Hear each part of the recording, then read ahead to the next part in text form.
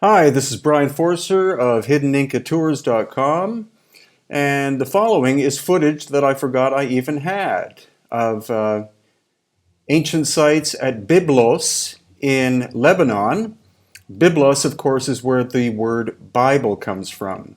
So you'll see megalithic aspects as well as Roman and other civilizations.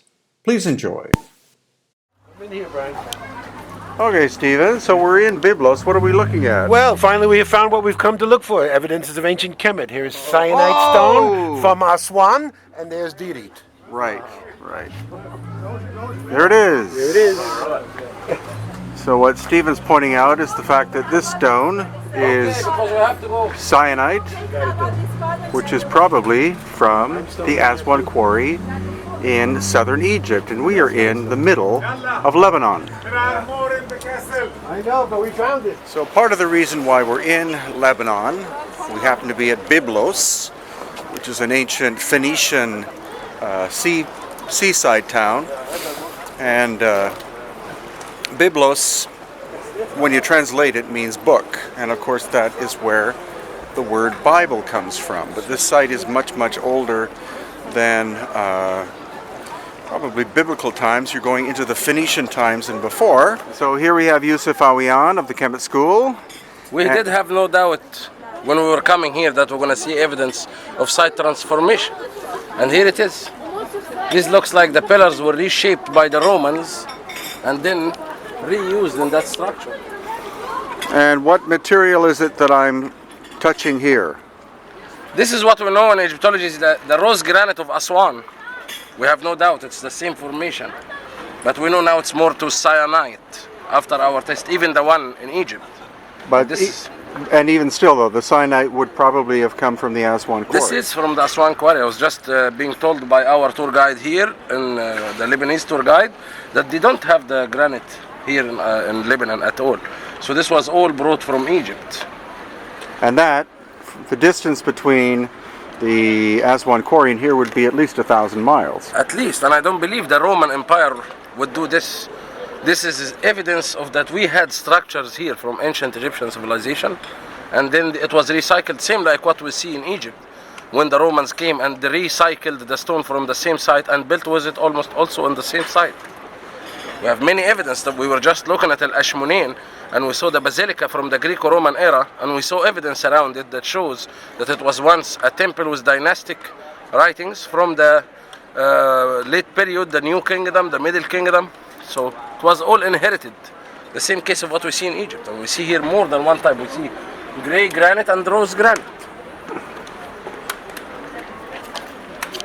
So what Yusuf has pointed out, and it's so obvious here, because you have cubes of stone forming a wall, but then you have these circular things, and what the circular things are the remnants of ancient pillars.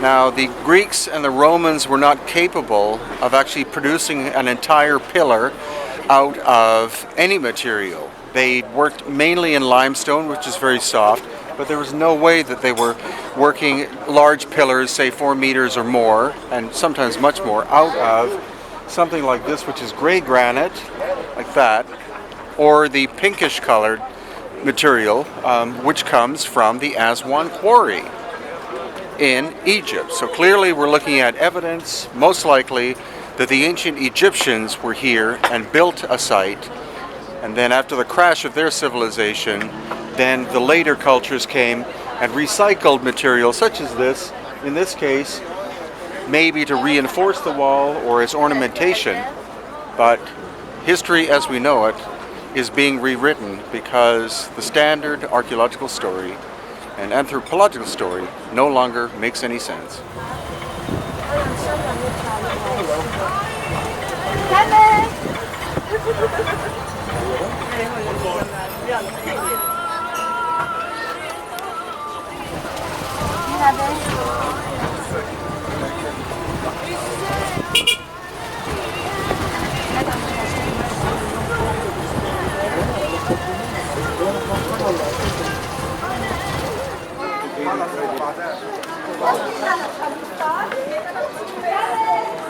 The base is limestone turning into marble. Commission pillars, Brian. Yeah. Granodieri. Yeah. And the base is limestone turning to marble. So the columns you're looking at, notice they're one piece. Now these are not big columns, but they are one piece. In general, the Greeks and the Romans made their columns out of several sections, even the smaller ones. They were technically not capable of necessarily being able to quarry and shape columns of that size, and the dynastic Egyptians we know didn't have iron up until the 8th century BC. So anything older than that would have to have been the product of an older culture.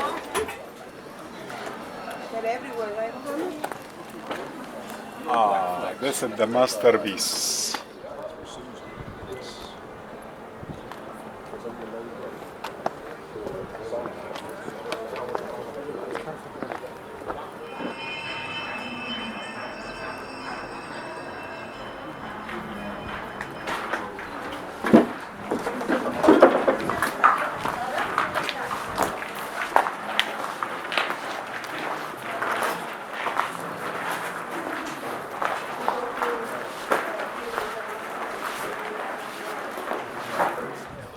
Also, these stones on the bottom are actually quite large. They say that this fortress was built by the Crusaders about 1,000 years ago. But clearly, especially when you look at that big one, in comparison to the size of people, that the Crusaders had their fortress constructed out of a much older site. Because again, you see the mix of different materials. You have beautiful cubes, and then you have rubble, and then you have megalithic-ish blocks, huge things like that. And so, like almost, well, many places we visit in Egypt, and also in Peru and Bolivia, you see obviously that cultures such as the Inca and the dynastic Egyptians were recycling older megalithic works from older cultures, which seemingly had better capability of working with stone than either the Inca or the dynastic Egyptians.